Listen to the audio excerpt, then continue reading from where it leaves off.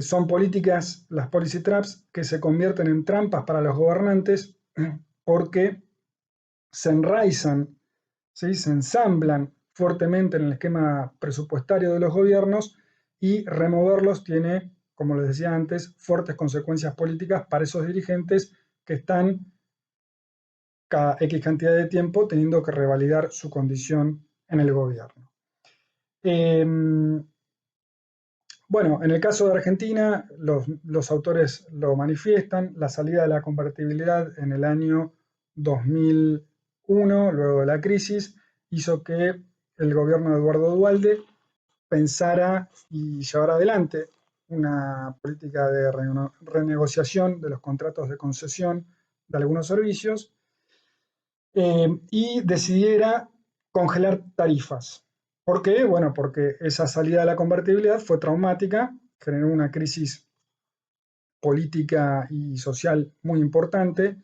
y se entendía a la vez que el mantenimiento de las tarifas por un tiempo permitiría la recuperación del tejido industrial. Todos sabemos que para la industria la energía es un vector de competitividad muy importante. Y tiene un efecto, como dicen los economistas, elásticos en el costo de producción. Si yo aumento el costo de la energía, los costos de producir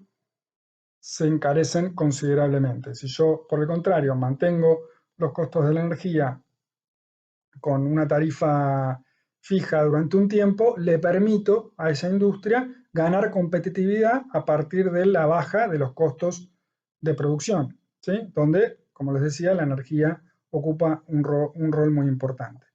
Como la matriz energética argentina, yo les decía, tiene una fuerte incidencia en el gas, lo que hizo el gobierno de Kirchner, que asumió en el 2003, como dicen los autores, con una baja legitimidad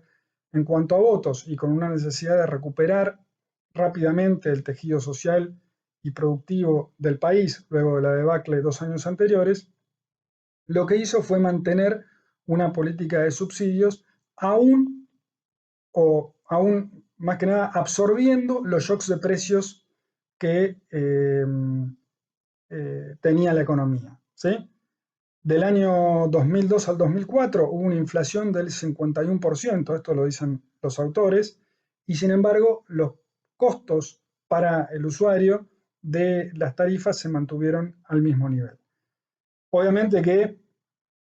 quien erogaba fuertes recursos para mantener esos costos al mismo nivel era el Estado Nacional. De manera que el costo de los subsidios dentro de la masa presupuestaria empezó a ser cada vez más y más importante. Hubo algún intento de focalizar, de retrotraer esos subsidios, de armar esquemas de subsidios cruzados, en donde, bueno, por ejemplo, el gobierno de Kirchner, y esto los autores lo dicen concretamente, autoriza en un año a una revisión tarifaria en el segmento de distribución de gas, pero con impacto solamente en usuarios no residenciales. Es decir, no en el consumidor individual, sino que el impacto de esa revisión tarifaria para la distribución de gas solo tuviera incidencia tarifaria en el usuario no residencial, que básicamente son las fábricas, las empresas, las centrales, ¿sí? Entonces ahí se daba un esquema de subsidio cruzado. Quien absorbía el mayor costo era la empresa,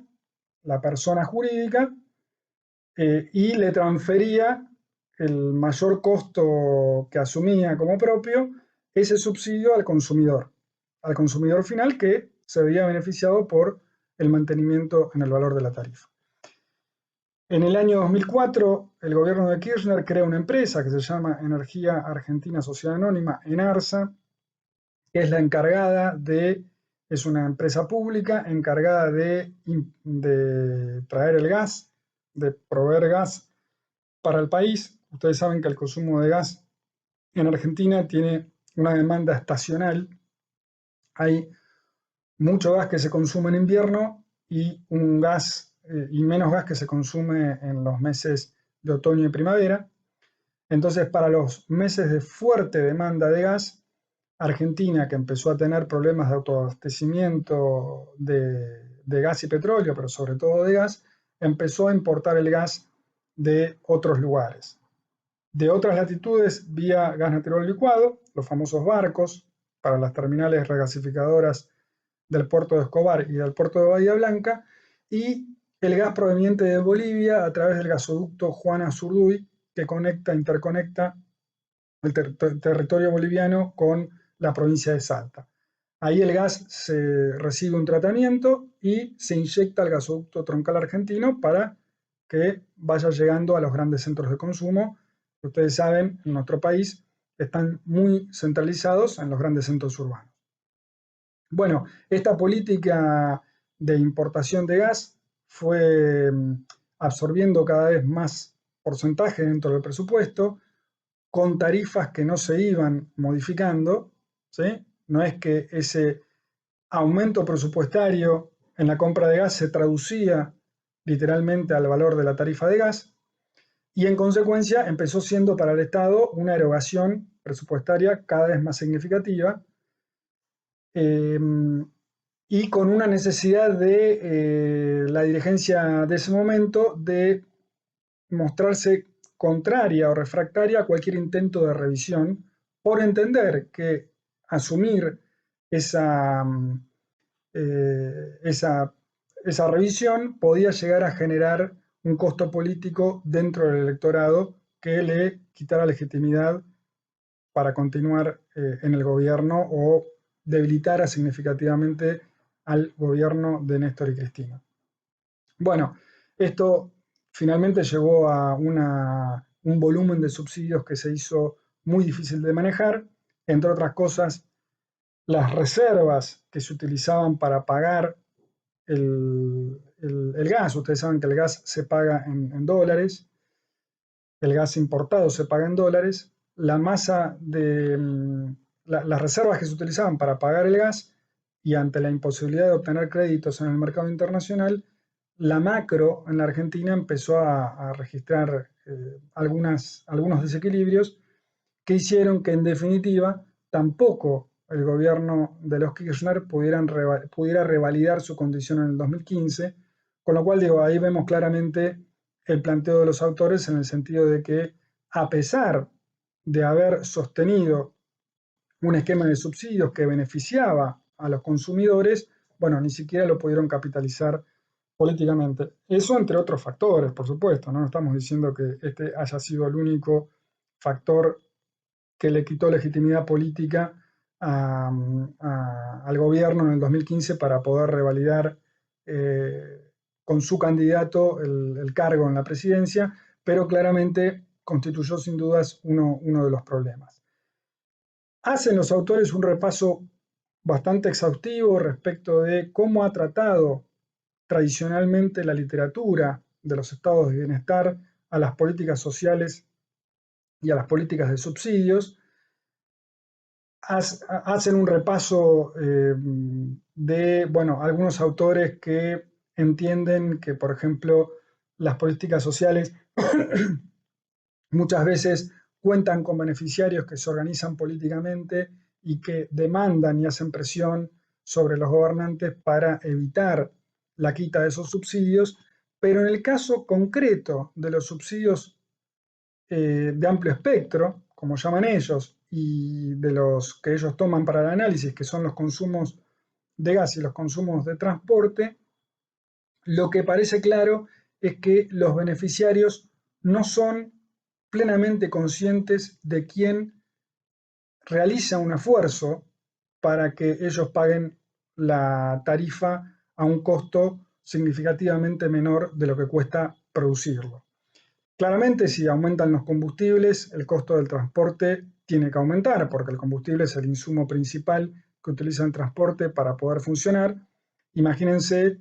cómo el valor del transporte se mantuvo prácticamente inalterable durante tantos años en Argentina, en el gobierno de los Kirchner, y los shocks de precios que tuvieron los combustibles durante todo ese tiempo, ¿no? Claramente, bueno, si bien insisto, uno podría pensar que la política de subsidios al transporte tiene una focalización en el universo presuntamente más necesitado para absorber ese subsidio, que son los trabajadores que se transportan y se movilizan a sus trabajos en el transporte público, no es lo mismo en el caso del gas, donde vuelvo a repetirles, muy probablemente los sectores más pudientes, los que tenían mayor capacidad de pago, terminaron siendo los más beneficiados por un no incremento en la tarifa de gas o incrementos muy marginales,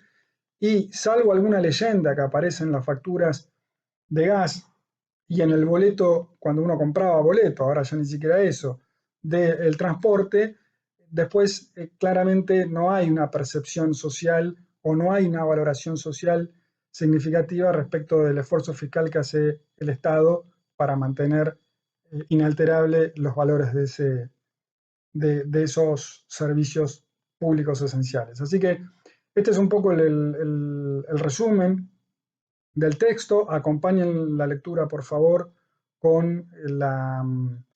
con la guía de lectura y, bueno, espero que haya contribuido a entender un poquito más en qué consisten los subsidios y cómo fueron aplicados en el caso del transporte y en el caso del gas en los últimos años en Argentina.